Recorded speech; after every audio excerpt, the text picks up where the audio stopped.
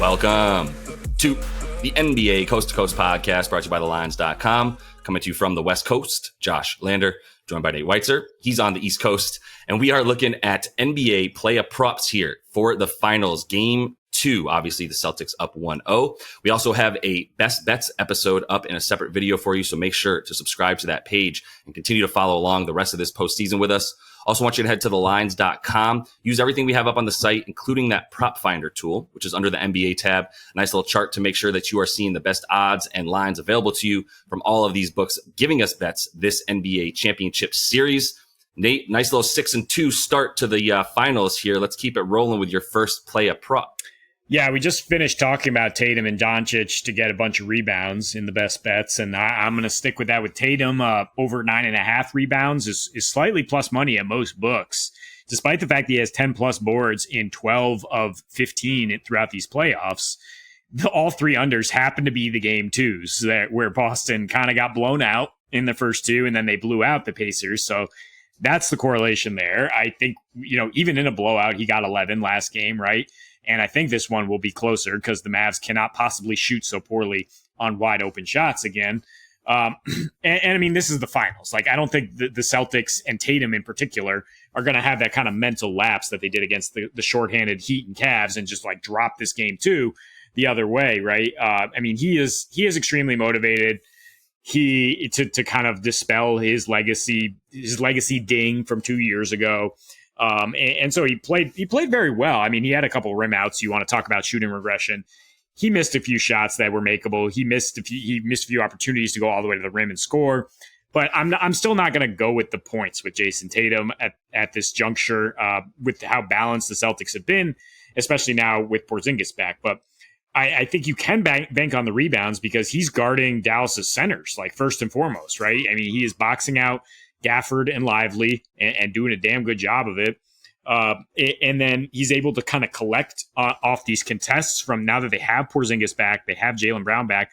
A few of his rebounds were actually legitimately blocks that just fell into his hands from those two guys, right? And those are nice cheapies. He's not asked to go, to protect the rim as much, but he is down there in the paint. His average distance in game one on those rebounds, 4.4 feet. It was the second lowest of anyone in the game, versus Brown. His rebounds are way out there because he's guarding Luka.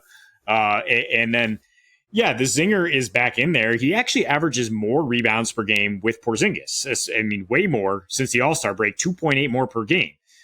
So, I mean, that speaks to what I'm saying, right? Which is Porzingis is forcing misses and Tatum is there to clean it up. He grabbed 82% of his available defensive rebound chances in game one. He's been consistent with the zinger out, the last 8 in these playoffs, 10.8 rebounds per game on 13 chances, because like you're saying, like the Celtics want him to swoop in from the weak side or from the paint, grab that, start the offense. And I mean, the minutes, 43 and a half minutes per game. Mazzulla actually played both Jays the entire third quarter, which he hasn't done all season, I believe. And that's kind of consistent. So Tatum actually got his 10th board with 8 minutes left in this game in a blowout. So even if it is, kind of out of hand, he still possibly gets there. But I think he'll be out there right down to the final minute in this one. Yeah, I'm reading the rotations the same way, because you look at the third quarter and there was no Peyton Pritchard at all in the third quarter. And he's usually the first guy off the bench in the first and the third quarters. And what it just kind of showed me was like, when this thing is as close as it is, this rotation is going to tighten up tremendously, right? We actually saw both Kristaps and Papa Al start the second half there. But to your point, like, we've been taking Jason Tatum rebounds all playoffs. And I don't think one single time did we really strongly base that on Kristaps not being available. Like, that's not correlated. It's a different look here for the way the Celtics play defense.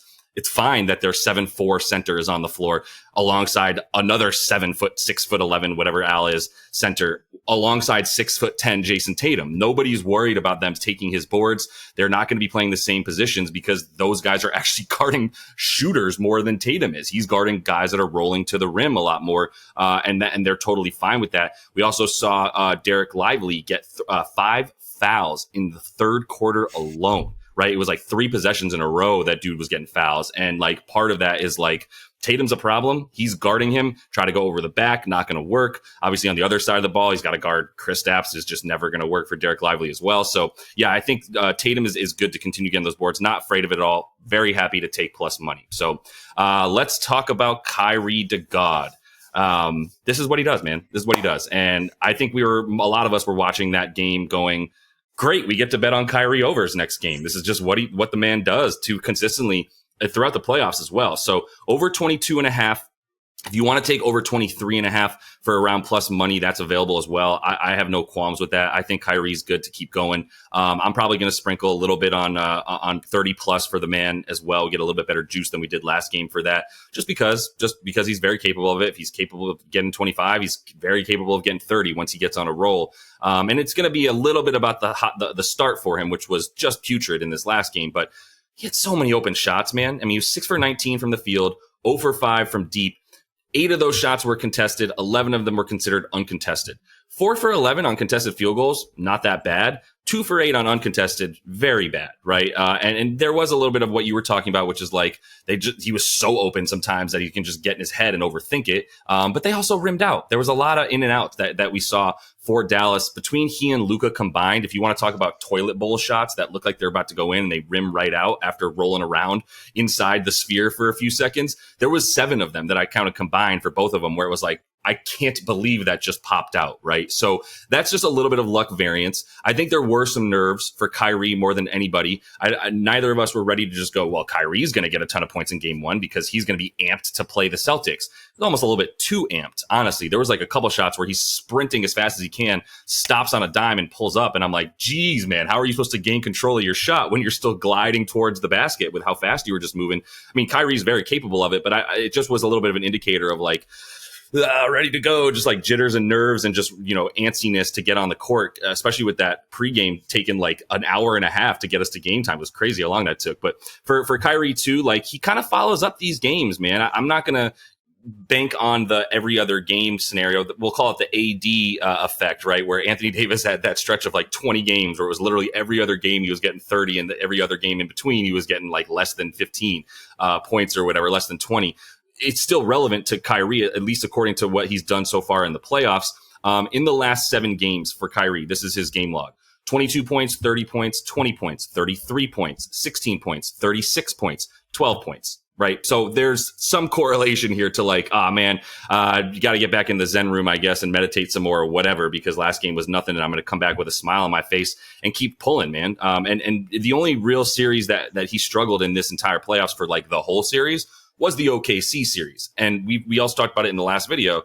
Minnesota, Boston, lot more similar defensively than when you throw OKC in there, right? You don't really have the bigs down low for OKC to be able to just pressure the crap out of guards up top. But Boston and Minnesota do, obviously. So that's why they were able to sort of stay one-on-one versus Kyrie. And if he does get into the paint, they feel a little bit better about their shot blockers. But one-on-one versus Kyrie, I'm going to keep taking that, honestly. And he did get lost in transition a couple times by this defense, and even just in the flow of the offense in the half court. Also got lost a number of times. So the fact that he was averaging about 27 points per game against the 2 defenses that are a lot more similar to this Boston team in terms of Minnesota and the Clippers, and only averaged 15 shots and 14 shots and 15 points per game against OKC, I think the averages still speak to him coming back and having a nice game in this one to keep his averages on points at about 22, 23 per game. But he just had a really bad one. So now we got to regress back to the mean here in game 2. No, I like it a lot. I think, yeah, I mean, if this is going to be a lower assist series for Dallas for sure. So Kyrie can't kind of like ease his way in the way he did in so many of those other games in the previous rounds where he's like, I'll just wait to the fourth quarter. No, like he's going to have to come out. And the one thing I would disagree is I don't think he came out too amped. I think he came out too chill in terms of his demeanor and like trying to lead, like over projecting, like, oh, it's cool, guys. Like we got it. It's like, no, you need some urgency, Kyrie. He's like trying to be like, I've been in the finals. Like, it's just another game for us. Like you said before, they lost the Wolves in game 4. It's like, no, you need to bring everything you have against this defense. But he said he was kind of surprised at the lack of vitriol from the Boston crowd, to say. So as well, I mean, just, yeah, like a little bit of like, getting used to this situation, this environment. I think he'll be more comfortable in game 2. I'll throw on an additional lean, which is the head-to-head bet that Kyrie to hit one more three than Jaylen Brown is even money. And Jaylen is in attack mode, and we like him to keep scoring, but like Kyrie is probably not going to be going to the rim as much, considering how good the Celtics rim protection was with Porzingis there. One of the few guys Kyrie's turned back by. And with this bounce back type of pattern you mentioned, after he's hit 1 or 0 threes in the playoffs, he's averaged 3.6 at 50%. So he is much more likely to hit about 4 threes than not. And Jaylen Brown pretty much tops out at like 2, and except for that 40-point game he had. Like, he's not taking a lot of threes. He's not making a lot. He was shooting 28% on open threes for a while in the regular season. So moving on, my second bet, which pains me because it is Drew Boo. And I'm going to go under on Drew Holiday, under 17.5 points assists. There's not anything to say about how impactful he is and how much he is one of the most valuable players for the Celtics in that game 1 win. But his impact is mostly going to be on the defensive end. And I think we really got lucky. I tailed you on some of those parlays. You mentioned for him 2 threes, 10 points. That all kind of hit at the very last minute before the starters came out in game 1. And he was just not looking to shoot at all. In the first half, he had 11% usage. He took 4 shots. For the game, he had 3 drives, only shot once on those drives. And he was 6th among the main Boston guys in terms of front court touches. And when he got the ball, he was just not really looking at the rim unless it was a wide open 3-point attempt. He was looking to facilitate, but still the assists weren't there weren't a ton of potential assists there. And with Porzingis out, this is kind of the trend you see over a larger sample is like fewer touches for Holiday, fewer assists, and definitely lower usage and points in these playoffs. 5 games with Porzingis, 8.2 points, 4.4 assists. That includes when he had 11 and 6 when KP got injured early in that Miami game.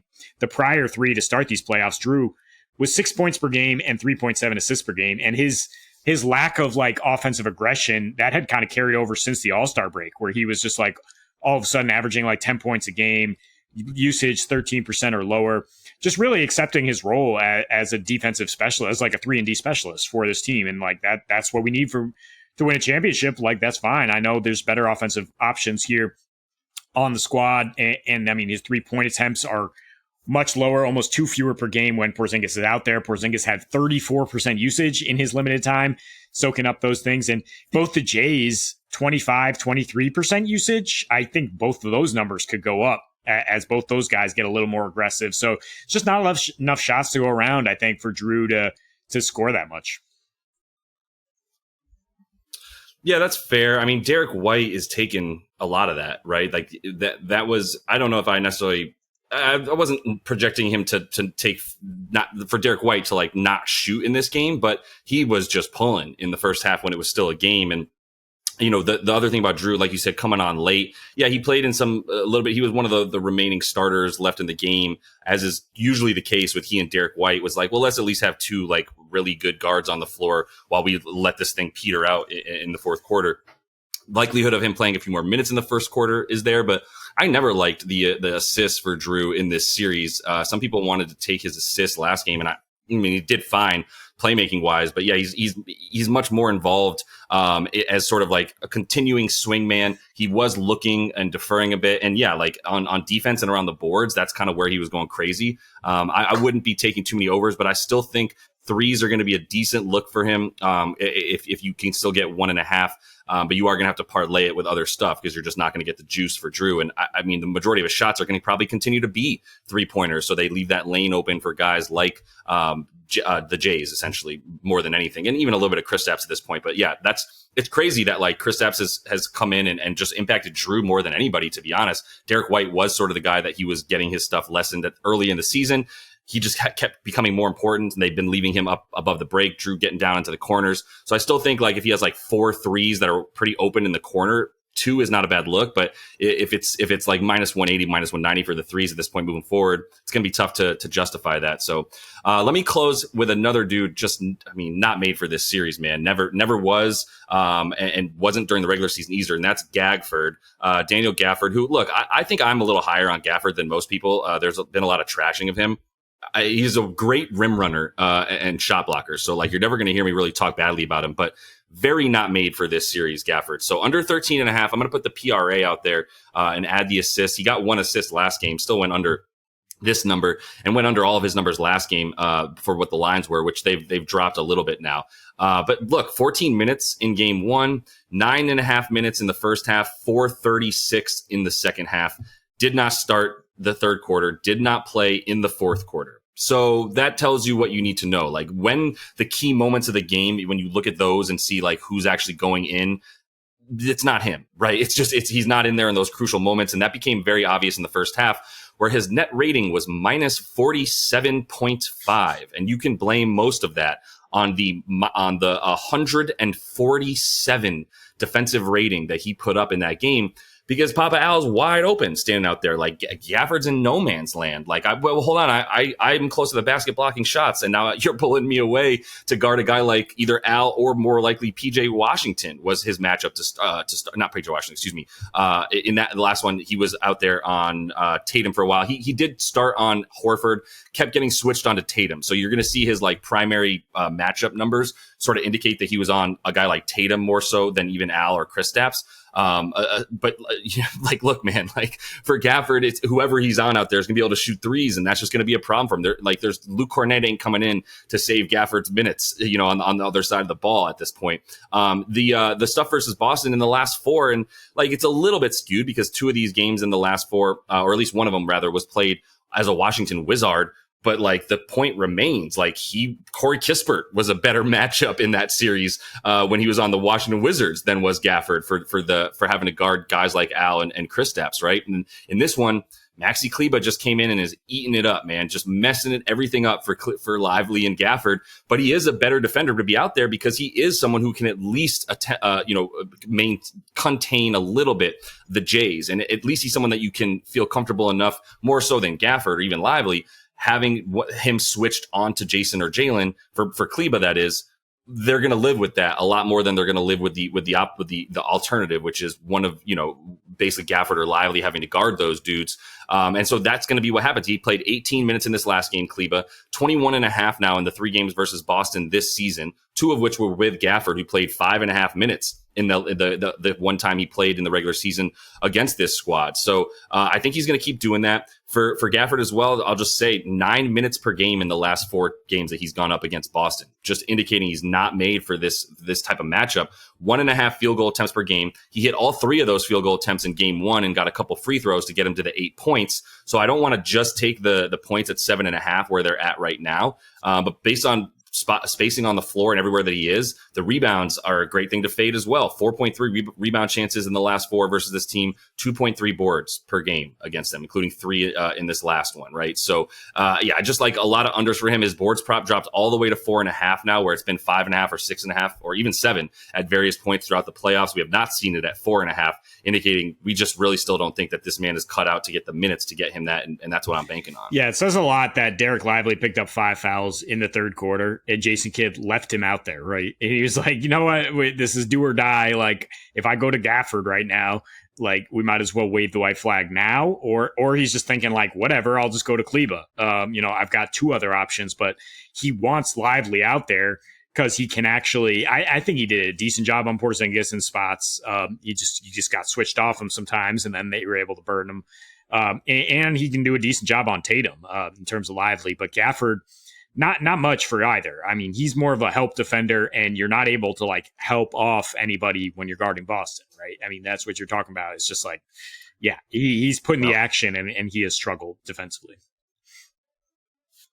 Yeah, he's going to get exposed, man. And like however many minutes you can keep him out there, he'll be effective in spurts, right? But very, very short spurts. So, we're on the same page with Gafford as much as it might pay me, because I do like him as a player. So that is all the time, though, that we have for you in Play Up Props. Continue to follow along and subscribe to that page. We are coming back the rest of this championship series with best bets and Play Up Props. So until we see you next, happy betting.